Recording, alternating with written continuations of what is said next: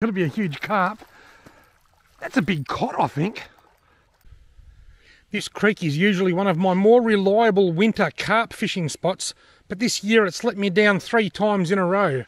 But today I've come back because I have faith in this spot, and I think today feels a bit more fishy than the last few times I was here.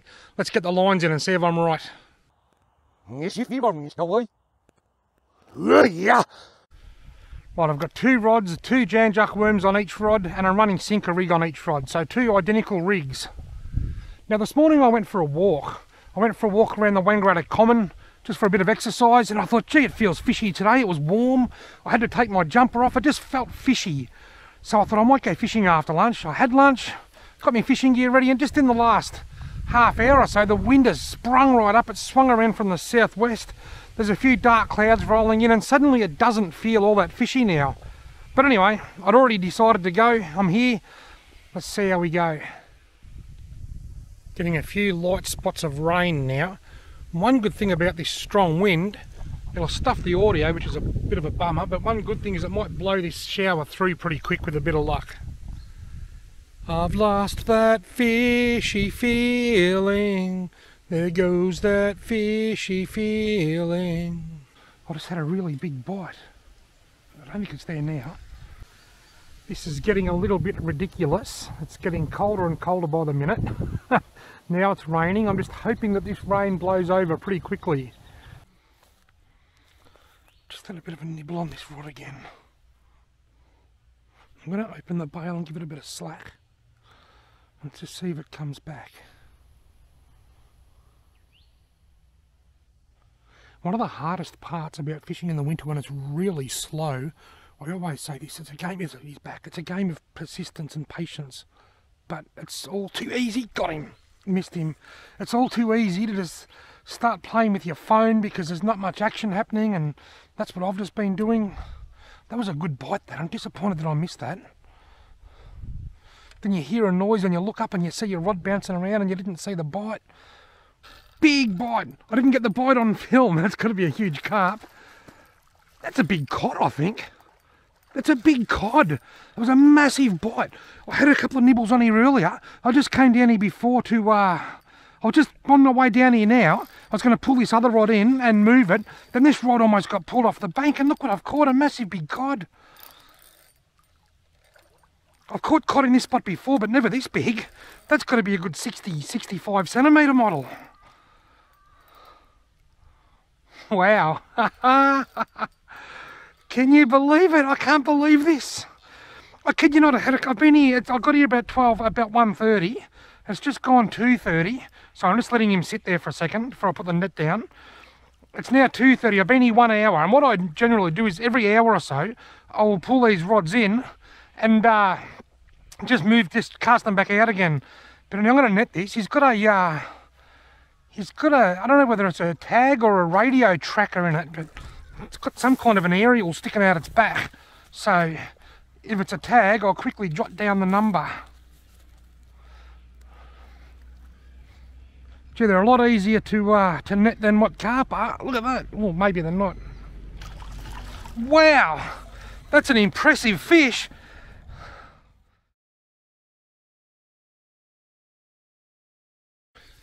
Right, now there's a number on there. I've recorded the number.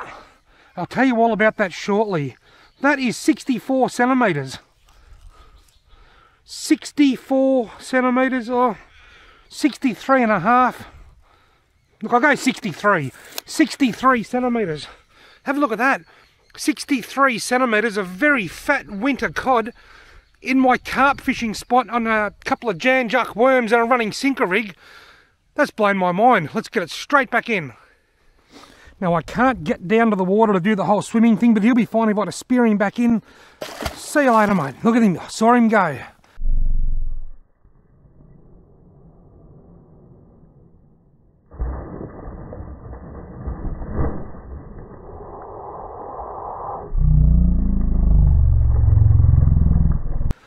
Look at that big boil. Here he goes here. Oh. He's happy as 10 men. He's a little bit confused. He swam around in circles, but look at the mud that he stirred up because it's such a shallow, dirty little creek. That's my carp spot. I'll tell you all about that number shortly. Let's get my line back in first. Wow, isn't it amazing? 62 centimetres. I've caught a lot of carp here that size, and they normally take me on average probably 3 times as long to reel in as what that cod did. They swim all around the place, they give me all kinds of curry, but the cod just, yeah, much easier to reel in. I've probably fished this spot 3 dozen times in the last couple of years, and that's the third cod that I've caught here. The first one was about 50 centimetres, maybe a bit smaller. The second one was a little tiddler, only a few inches long. And now a great big one. Awesome.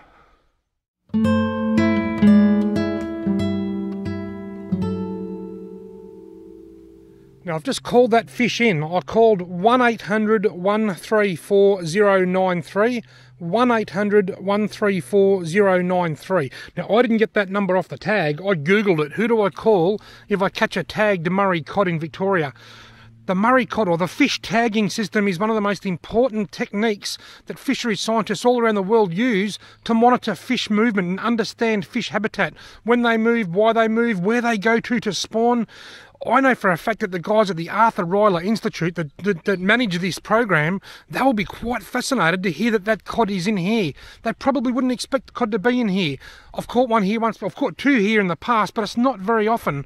And to catch one that's that size, and it's most likely swimming upstream looking for somewhere to spawn, they will find that absolutely fascinating.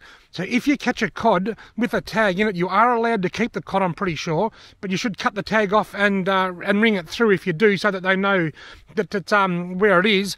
I chose to release it with the tag still in it, so they can then, somebody else might catch that in 2 years' time, and they'll be able to understand how much it's grown in that time. It might have grown 5 centimetres since it was tagged. It might have been tagged 10 years ago and it might have grown 50 centimetres. There's no real way of knowing. I'm hoping that they can contact me with some information on that fish and tell me all about it. And because I called that through, they give me a reward, and I'm getting a free stubby holder. I did ask them, does the stubby holder come with a free can of beer? And they said no, but that's okay. I wouldn't have cared if I wasn't even getting a stubby holder. I'm just happy that I could help by calling that number through. And hopefully somebody else can catch that cod in a couple of years' time, so that we can get a better understanding on how far it's moving and how fast it's growing. So if you catch a tagged fish, the most important thing to do is write down the tag number, measure the length of the fish, the date that you caught it, and then ring the number. I had to Google it because I couldn't see the number on the tag. Call it through, and then you are doing your bit as a citizen scientist to help us all understand fish movements better. And it's not just Murray cod. There's a number of tagged golden perch, macquarie perch. I think there's tagged saltwater fish as well. It's a really, really good program.